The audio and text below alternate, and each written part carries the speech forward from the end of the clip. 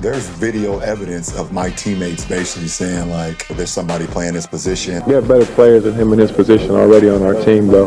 We're not putting all our faith in the 18-year-old kid. I don't think you can really just bring a high school player in and really just think your team gonna really turn around like that. You know, all this hype, we've been here, all this, Good LeBron is just gonna make things a little bit easier. If he come, you know what I'm saying, he can just hop on our bandwagon.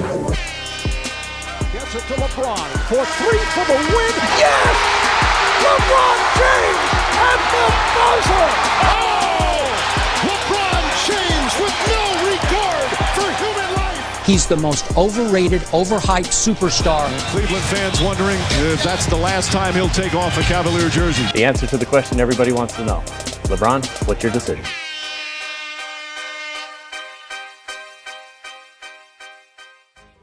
So who were the players that Cleveland had at LeBron's position who were better than him? Let's start off with Ricky Davis, who believed that LeBron would add to what they need and make things a little bit easier. Fun fact about Ricky, he is the founding father of the stat pad. On March 16th, 2003, about a month before the infamous interview, Davis had 24 points, 12 assists, and 9 rebounds, with 7 seconds left of a rare blowout victory over the Utah Jazz. 1 rebound away from his first ever triple-double, he shot at his own basket in an attempt to get his 10th rebound of the game. But who else did the Cavs have at LeBron's position? Introducing Darius Miles. Yes, that is his real name. He is the man that claimed that LeBron would just hop on their bandwagon. A league-low 17-win bandwagon, might I add. He believed that you can't just expect a high school player to turn your fortunes around as a franchise. An informed opinion in all fairness, as he was speaking from experience. 3 years earlier, he was drafted by the LA Clippers as the 3rd overall pick. High schooler Darius Miles. They call him Little KG. This guy has been described as the future in the NBA. Michael Jordan saying, I would pick this kid in a heartbeat. Given that the franchise traded him just 2 years later, it's fair to say that there may have been some projection going on there, to say the least. So the big question on everyone's lips, at least in the Cavs locker room, was how would LeBron coexist with these players that the Cavs have who are already better than him at his position? The answer was they wouldn't, as in LeBron's rookie season, both Ricky Davis and Darius Miles got traded, with Davis being accused of conduct detrimental to the team, including but not limited to repeatedly yelling at LeBron. These are not the only 2 teammates to be accused of jealousy towards LeBron, however, as Cavs coach Paul Silas stated that this was a common theme throughout LeBron's rookie season. Despite this, LeBron still managed to put together a historic Rookie of the Year campaign. In LeBron's sophomore season, he made the All-Star and All-NBA teams for the first time. His standout performance was a 56-point game against the Toronto Raptors, which set a new franchise record for the Cavs. LeBron fires it up. You gotta be kidding me. LeBron James. Oh my goodness! That is a Sports Center highlight. To force it up. Oh my, you gotta be kidding me. He's got 48, puts it on the floor. He wants it, he can feel it, and he's got 50, his first NBA 5-0. And LeBron with 53, and that's it. Here's James for 3. You gotta be kidding me. Are you kidding me? LeBron James with 56. Wow, this is an absolutely spectacular performance.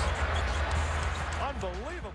LeBron averaged 27 points, 7 rebounds, and 7 assists as he led the Cavs to their first winning record in 7 years.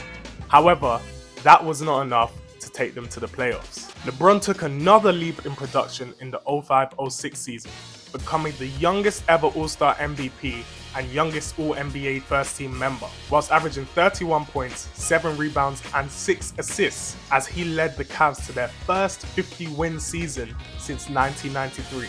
LeBron would then average 35, 7, and 6 in his first ever playoff series against the Washington Wizards, including 2-game winners. He goes back away. 15 seconds left. Wizards by 1. James has Daniels. Can go up over him if he wants. Fakes right. Goes left. Bends in over Ruffin. He got it to go. about James. LeBron to the hoop for the win.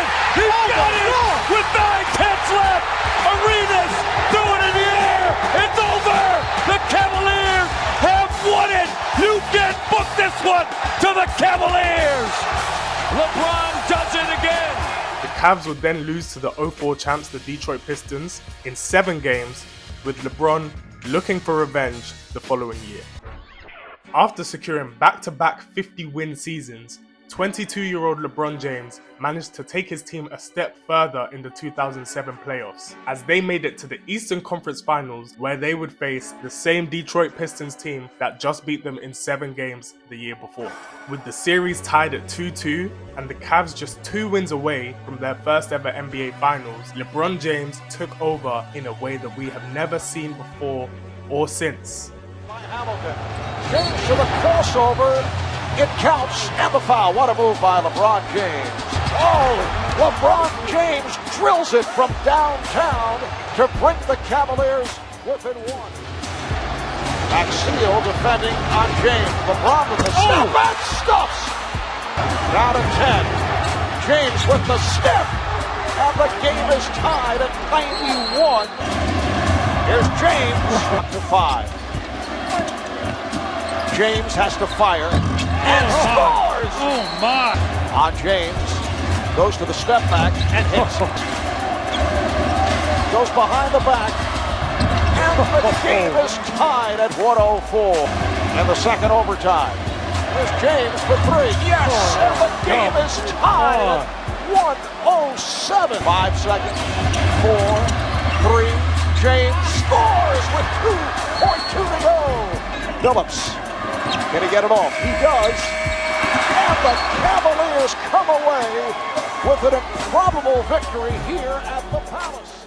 LeBron James scored 29 of the Cavs' last 30 points in the game, including the last 25 straight, as he led the Cavs to a pivotal Game 5 victory, which ultimately won them the series.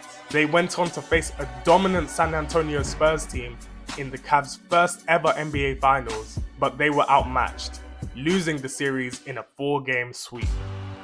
In 2008, LeBron had yet another dominant regular season, winning another All-Star MVP, becoming the Cavs' all-time leading scorer and averaging 30 points a game on his way to his first scoring title. In the second round of the playoffs, LeBron would encounter what many believe to be the first ever super team of the modern era in the Boston Celtics, formed of Paul Pierce, Kevin Garnett, Ray Allen, and a young Rajon Rondo. The Cavs and Celtics were neck and neck the entire series, leading to a deciding Game 7, which saw a historic duel between LeBron James and Paul Pierce. James. It's good. Devin against the LeBron James as Pierce comes back midway through the third. James hits a 3. Here's the double. Pierce, he's feeling it. Paul Pierce lighting it up with 33 on the pull-up. Puts it in. What a tough shot from Paul Pierce. James, that's a 3. It's good. LeBron James from downtown. Pierce on a drive on the pull-up. It's good. James and Pierce going back and forth at each other. James will try another 3. Knocks it down. Back-to-back 3s for LeBron James. And James makes it a 1-point game with 2:20 to play. James gets it. Fires up a quick 3. Won't go. Smith the rebound. Back out. Stolen by House. And that'll do it.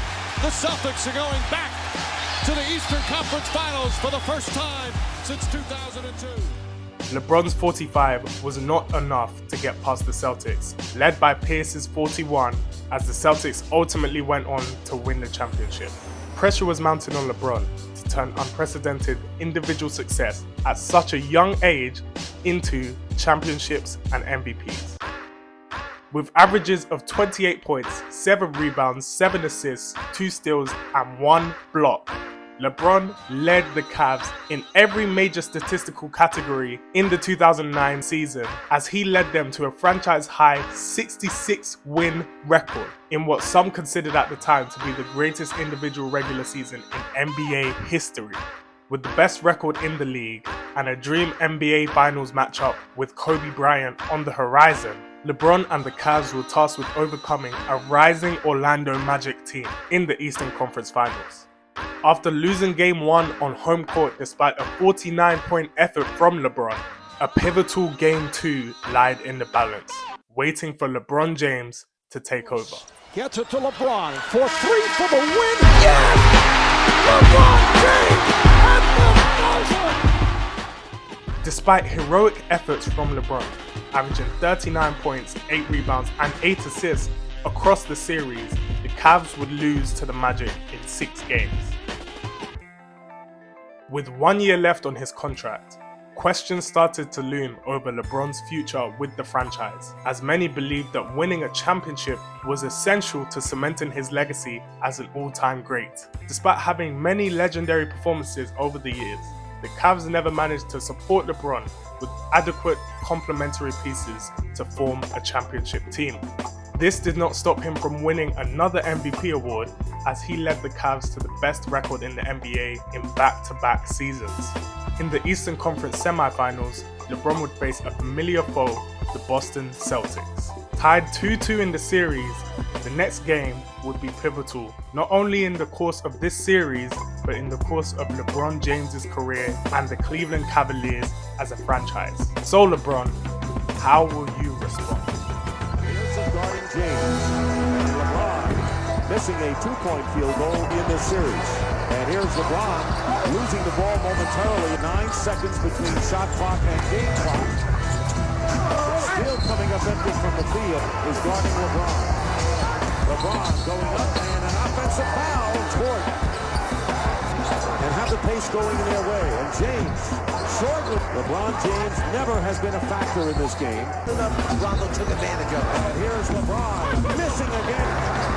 Here's LeBron James. Quarter and 6 on the shot clock. And James badly misses a three. But I'm 100% disappointed. Not the fact that he did not have a good game. Clearly he didn't have a good game. But his mentality and how he did it. His mentality about, like, I go back, I played against a Michael Jordan, a Karl Malone, a Patrick Ewing. Listen, that gun was going to be empty by the end of the game. And I did not see that tonight. This was clearly the biggest game of the season. I did not see the aggressiveness that I needed from an MVP at all. I saw a Prince James that once again was crumbling under the pressure and the expectations to be King James. Just 2 minutes ago, I'm in the cafeteria. Young 20-year-old black guy who is a LeBron fan, and those are all the people who you hear from who are all on LeBron's the greatest, said today for the first time, you know what? I think I'm going to be off this bandwagon. He is not Michael Jordan. He's the fake MJ. He can't stand up to the pressure. The higher the expectations, the worse he performs. Right. Postseason, he's the most overrated, overhyped superstar in my history in this business. Seriously. That's my bottom line to this discussion. That's a very fair, I would say that's fair. And this is going to be as bitter an end to a season as you can possibly have. The year the Cavs were supposed to win an NBA championship, the Boston Celtics with the huge upset. They advanced to the conference finals. And LeBron James' season is over. Is his career in Cleveland over? And Cleveland fans wondering if that's the last time he'll take off a Cavalier jersey. The answer to the question everybody wants to know. LeBron, what's your decision? I'm a big LeBron fan, and this is the worst thing that could have ever happened to me. So you three kings came down here to win championships. Not 1, not 2, not 3, not 4, not 5, not 6, not 7. Do you know that LeBron James scored 0 points in the fourth quarter? Rebound back.